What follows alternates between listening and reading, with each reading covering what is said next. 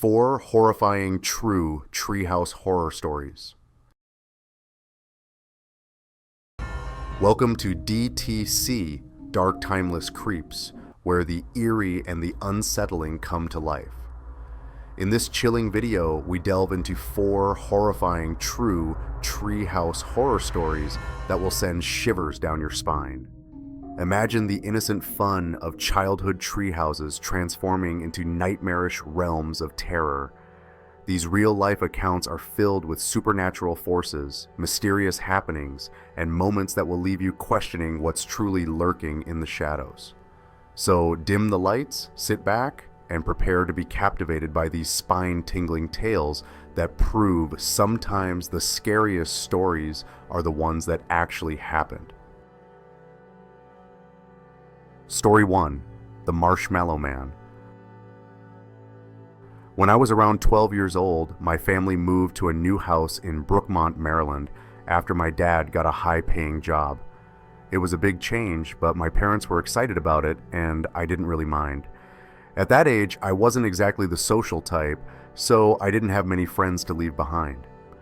The house we moved into was huge, a far cry from the small, run-down house we had back in Pennsylvania.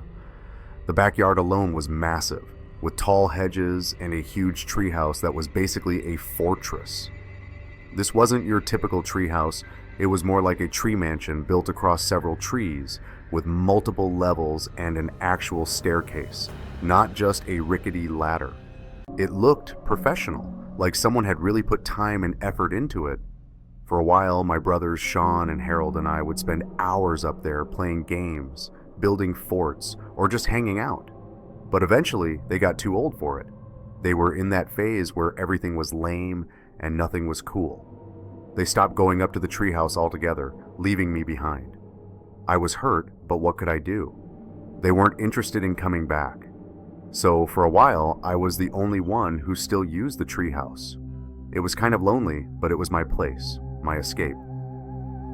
One day, as I was climbing up to the treehouse, I found a folded piece of paper tucked into a corner. The handwriting on it was neat, but the words were strange. It said, "Hello, I'm the Marshmallow Man. It's nice to meet you. What's your name?" I remember feeling a little confused, but also excited. I thought it was probably one of my brothers playing a game with me. So I wrote my name on another piece of paper, leaving it where I had found the first note. The next day, I was eager to go up and see if there was another note waiting for me. Sure enough, there it was, another message. This one said, "I'm so glad you wrote back. What's your favorite game to play?" I was thrilled. It felt like a secret game, something special between me and the Marshmallow Man, whoever that was. But as the days went by, the questions started getting a little stranger, a little more personal. Things like, what time of day do you like to play outside, and what do you usually eat for breakfast? At first I didn't think much of it. It seemed like a game, a little weird maybe, but nothing alarming. But then came a question that made my stomach drop. Which window in the house is your bedroom? I stared at the note, chills running down my spine. I didn't answer right away. It was too personal. A few days later, I found another note. This one asked, "What do your pajamas smell like?" I remember feeling sick to my stomach. This didn't feel like a game anymore. I stormed inside and confronted my brothers, demanding to know if one of them was behind the notes. They laughed it off and denied it. Both of them swore they had no idea what I was talking about. I could tell they were messing with me, but I didn't know how to prove it. That night, I lay in bed, staring at the ceiling, my mind racing. I couldn't shake the feeling that something wasn't right. Suddenly, I heard a tapping on my window. My heart started racing. I froze, not sure what to do. The tapping continued, slow and deliberate. I lay there terrified, not daring to move, until I finally managed to fall asleep. The next morning, I pulled back the curtains to look outside and froze. Stuck to my window were dozens of marshmallows. They were pressed against the glass, just sitting there, like someone had carefully placed them there. I was furious. It had to be my brothers, right? I decided I'd catch them in the act. That night, I stayed in bed, pretending I hadn't noticed the marshmallows. I didn't say anything to my brothers all day. Later, when the tapping started again, I jumped out of bed, ready to catch them red-handed. But when I pulled the curtains open, I saw something that made my blood run cold.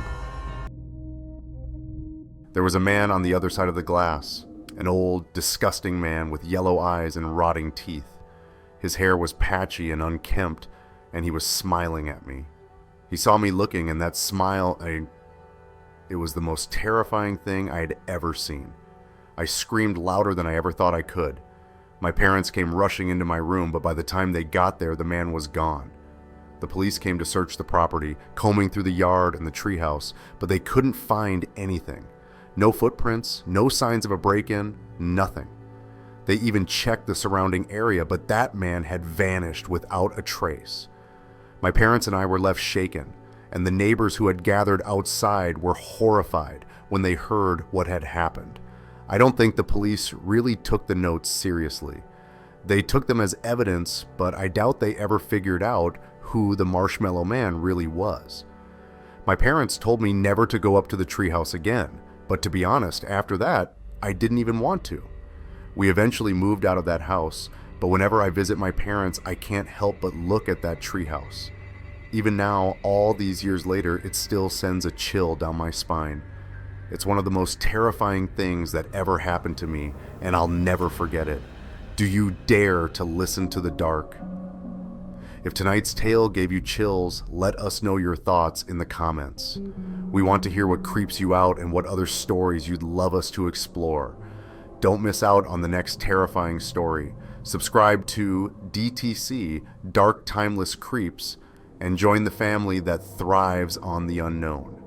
Tap the notification bell so you're the first to hear every spine-chilling tale. Share this video with someone brave enough to face the darkness, and let's dive deeper into the creeps that haunt our world.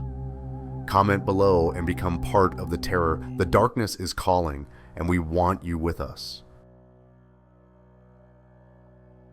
Story 2, The Imaginary Friend. Lately, I've been haunted by a memory I can't seem to shake off. My youngest son, Luke, just left for college, and as proud as I am of him, there's an eerie silence in the house now. It's not the peaceful quiet I thought I'd get. It feels wrong, like something is missing, or worse, something has been left behind.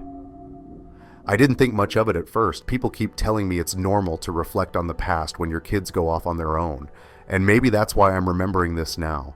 Maybe it's just my mind processing all the change, or maybe something else is trying to come back. Something I buried long ago. I don't know, but I can't ignore it anymore. It's time I finally told someone. This story is something I should have shared a long time ago, but I didn't. For a while, I pushed it down. I didn't want to believe it, and maybe I was too scared to face the truth. But now, with the house so quiet, it feels like the right time. And even though I've tried to bury it, it's still with me. It all started when Luke was around 4 years old. He had an imaginary friend. Most kids do, right? But Luke's friend wasn't like the usual ones. His name was Jackson. And the more Luke talked about him, the more I started to feel like there was something wrong. Something that didn't sit right with me. At first, it didn't seem all that odd. Kids often invent friends when they're young, but Jackson wasn't just a name, he was a presence. Luke would talk about him constantly, like he was a real person. Jackson says, "I'm not supposed to go outside," Luke would say, his tone serious, as though he were quoting a rule. The weird part was that Luke would never give any more details. We'd ask him what Jackson looked like, and Luke would just shrug.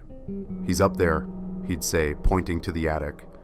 No description, no further explanation, just that Jackson lived in the attic. We didn't think much of it at first. I mean, kids have wild imaginations, but it started to get unsettling. Luke became obsessed with the attic. He wouldn't let anyone near it, especially not us.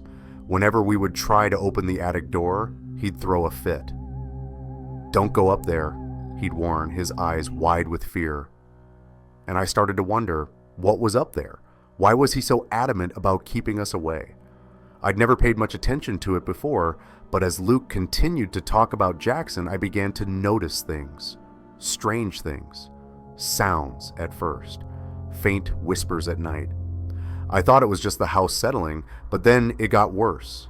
There were thumps, like something heavy being dragged across the floor of the attic, followed by a scraping sound like nails against wood. One night, I decided to investigate. I grabbed a flashlight and crept up the stairs. My wife tried to stop me, grabbing my arm with a nervous look in her eyes. "It's just a storm," she said. "Don't go up there." But the noises wouldn't stop. I reached the top of the stairs, and for a moment, everything went quiet. Then, out of the corner of my eye, I saw it. A shadow. It moved just at the edge of my vision. I froze. "Hello?" I called, but there was no answer. I turned on the flashlight, scanning the attic. It was empty. Just boxes, old furniture, and dust. But as I stood there, something about the space felt wrong. Too still. Too empty. And then I heard it again. A whisper. Not from the walls, but from behind me. I spun around, but there was nothing there. Just the darkness of the attic.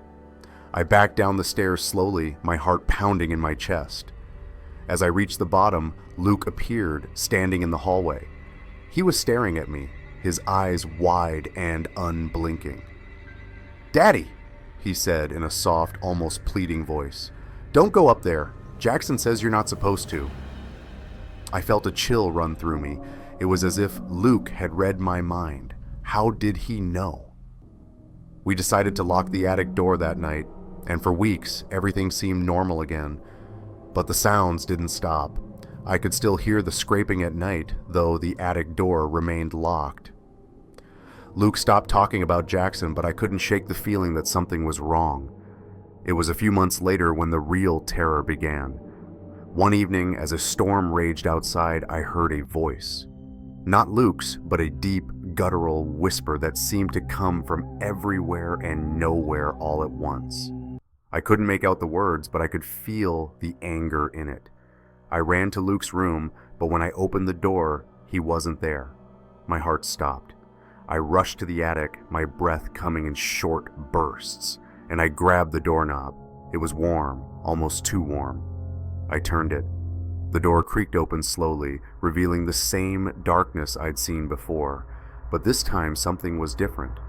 I stepped inside and the air felt thick, almost oppressive.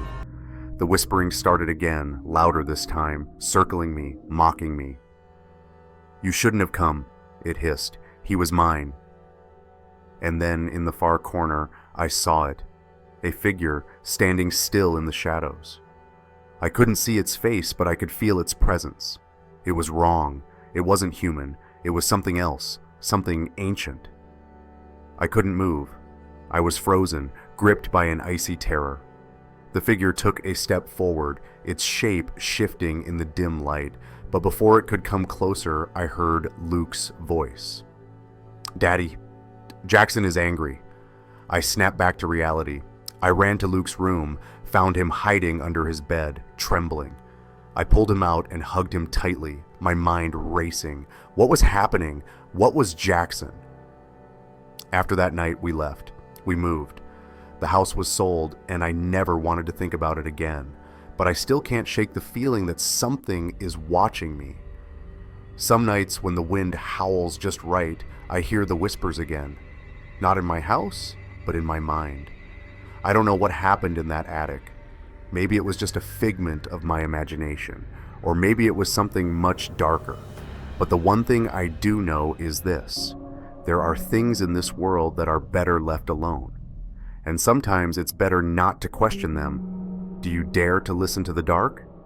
If tonight's tale gave you chills, let us know your thoughts in the comments. We want to hear what creeps you out and what other stories you'd love us to explore. Don't miss out on the next terrifying story. Subscribe to DTC Dark Timeless Creeps and join the family that thrives on the unknown. Tap the notification bell so you're the first to hear every spine-chilling tale. Share this video with someone brave enough to face the darkness, and let's dive deeper into the creeps that haunt our world. Comment below and become part of the terror. The darkness is calling, and we want you with us. Story 3. The Haunting Reflection, a True Mirror Horror. My first year at university was supposed to be a time of independence and adventure. I had just moved into a small apartment, excited to embrace the freedom of living alone. Like most students, I was adjusting to the changes. New classes, new friends, and new responsibilities. I didn't mind the solitude, in fact, I kind of enjoyed it. But what I hadn't anticipated was the isolation. My roommate Mia was rarely home. She spent most of her time out with friends, leaving me alone in our small, dimly lit apartment. I was the kind of person who didn't need much socializing.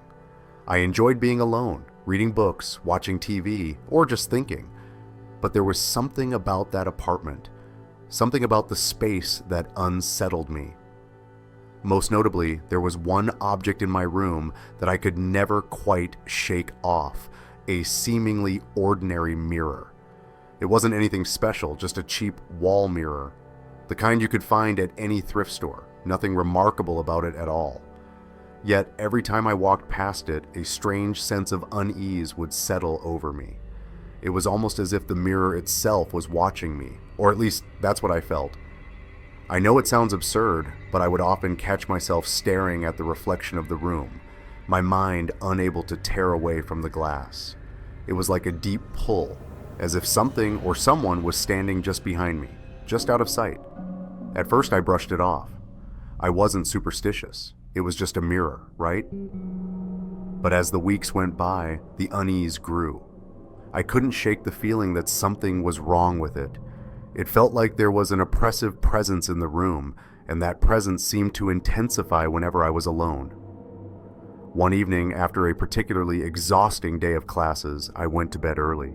Mia was out with her friends, leaving the apartment eerily quiet. I turned off the lights and crawled under the covers, trying to sleep. But as I lay there, with the darkness swallowing the room, I heard something. A soft tapping. Not a loud banging noise, but a rhythmic tapping, almost like someone gently tapping their fingers on glass. It was subtle at first, and I tried to ignore it, but the sound grew more persistent. It wasn't coming from anywhere else in the apartment, it was coming from the direction of the mirror. My heart started to race, but I told myself it was nothing, maybe just the wind, maybe my imagination. But then it came again, louder, closer. I couldn't take it anymore. I forced myself to sit up, my body frozen with dread. I didn't want to go anywhere near that mirror, but my feet were moving before I could even think. I stood in front of it, and I don't know why. I just had to look, and that's when I saw her. A woman's face appeared in the reflection, standing just behind me. Her eyes were hollow, empty. It was as if she wasn't even human. The eyes, they stared at me, cold and emotionless. A chill ran down my spine. My breath caught in my throat, and I spun around, heart pounding in my chest, but there was no one behind me. I was alone in the room. I turned back to the mirror, and she was gone, as if she'd never been there at all. I didn't know what to think. I was shaken, my hands trembling as I fumbled for my phone. I called Mia, desperate to hear her voice, to make sense of what had just happened. She answered, sounding surprised. "What's wrong?" she asked. I tried to explain what I'd seen, but she just laughed. "You're being dramatic. It's just a mirror. Calm down." But that night, the tapping didn't stop. It happened again and again. Every time I was alone in the apartment, I could hear it. I started avoiding the mirror, hoping that if I didn't look at it, it would stop. But no matter what I did, I couldn't shake the feeling that I was being watched. The tapping would always return when Mia was gone. Every time I walked past that damn mirror, I felt like someone was staring right at me. Then one night, after a particularly long and exhausting day, I'd had enough. I stood in front of the mirror, looking at my reflection, my eyes wide with fear. "Who are you?" I whispered, almost daring it to answer. For a moment, nothing happened. But then, as I stared harder, the woman's face began to appear once again, slowly materializing just behind me. This time her eyes were darker, filled with anger, her lips twisted into a sinister, unnatural grin. I could hear her voice in my head.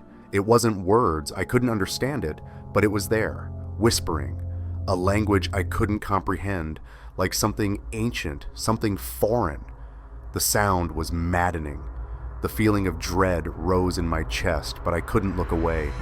It was as if I was trapped, locked in that mirror's reflection, powerless to escape. Her smile grew wider, impossibly wide.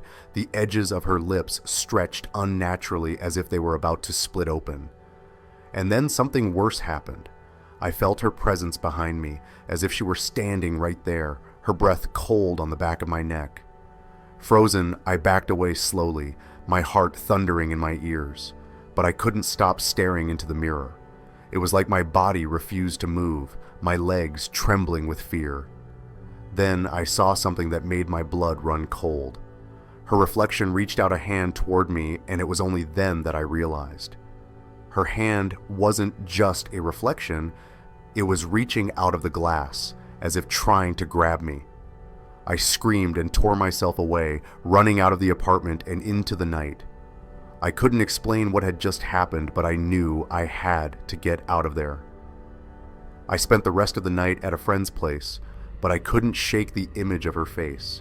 I could still hear her voice in my head echoing through my thoughts, a constant whisper that never stopped. The next day, when I returned to the apartment, I was prepared for the worst. But when I opened the door, I was met with an eerie silence. Everything seemed normal, except for the shattered mirror. The glass was broken into 1,000 jagged pieces, scattered across the floor. No sign of forced entry, no sign of anyone coming in. There was no explanation. The room was untouched, but the mirror had been completely destroyed. The woman, if she had ever existed, was gone. I didn't know what happened that night, but I couldn't stay there any longer. I moved out of that apartment soon after, and I've never been able to look into a mirror the same way again. But even now, when I catch my reflection in a window or in a passing car, I can't shake the feeling that she's still there, somewhere watching me.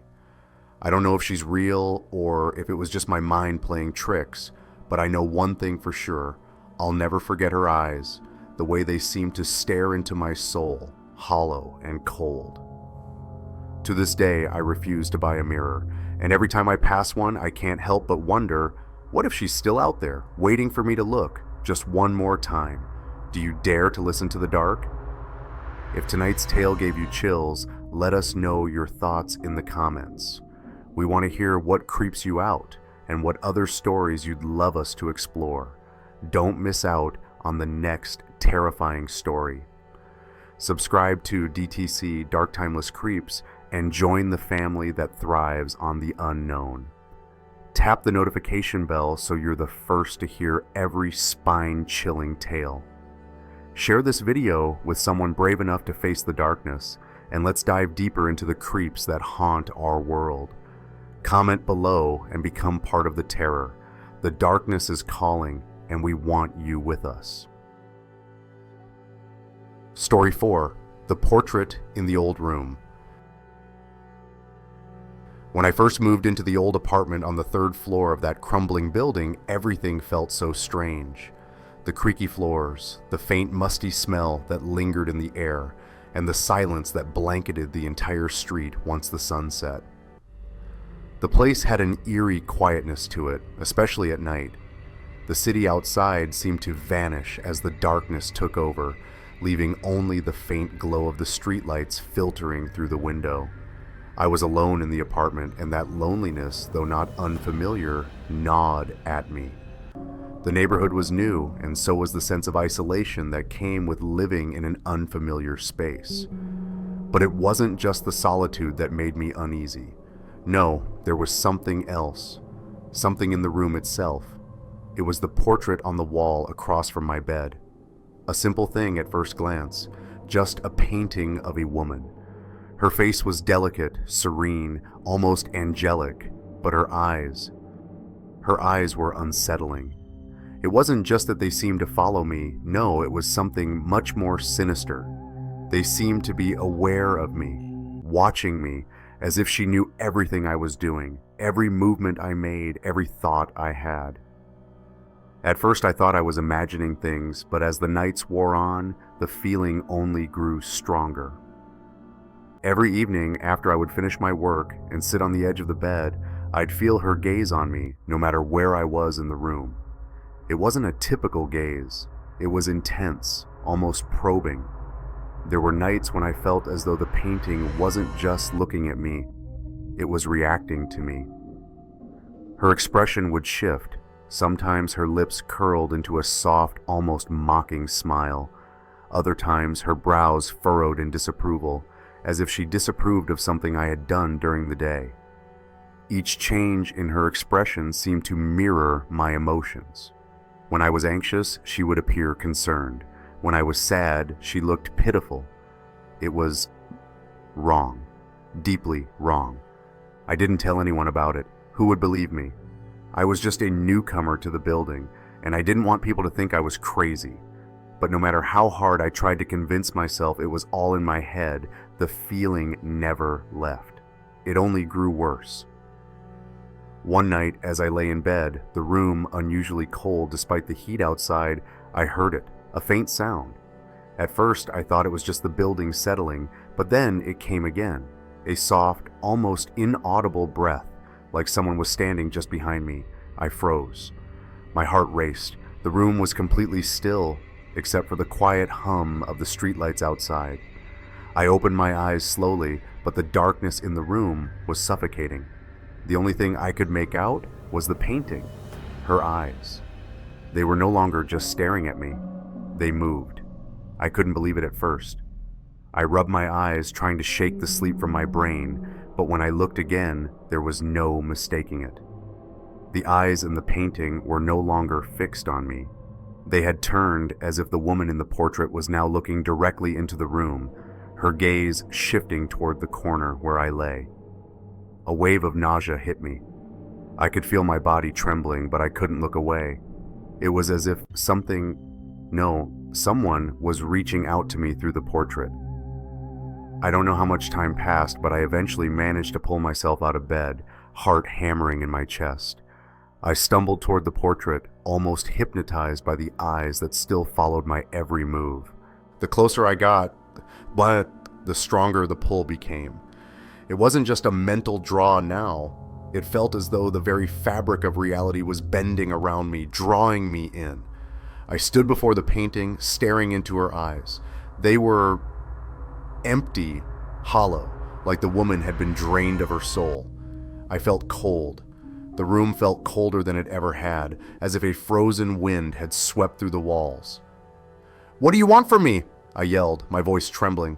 There was no answer, only the eerie silence that seemed to press down on me from all sides. I turned to leave, but something stopped me.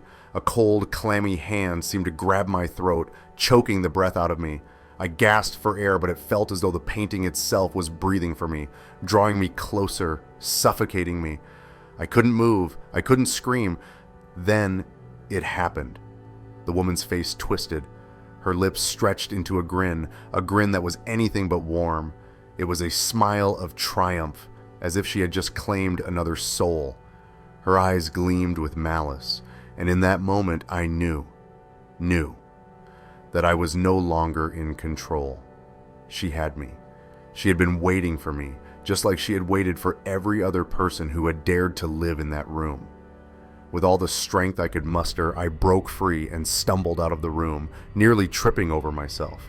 My chest was tight, my head spinning.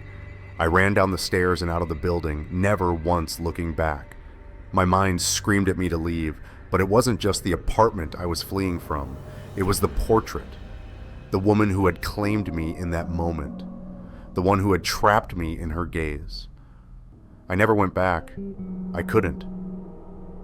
The next day I packed my things and left the city altogether. I couldn't stay there, not with the image of that smile burned into my mind. I never told anyone about it. Who would believe me?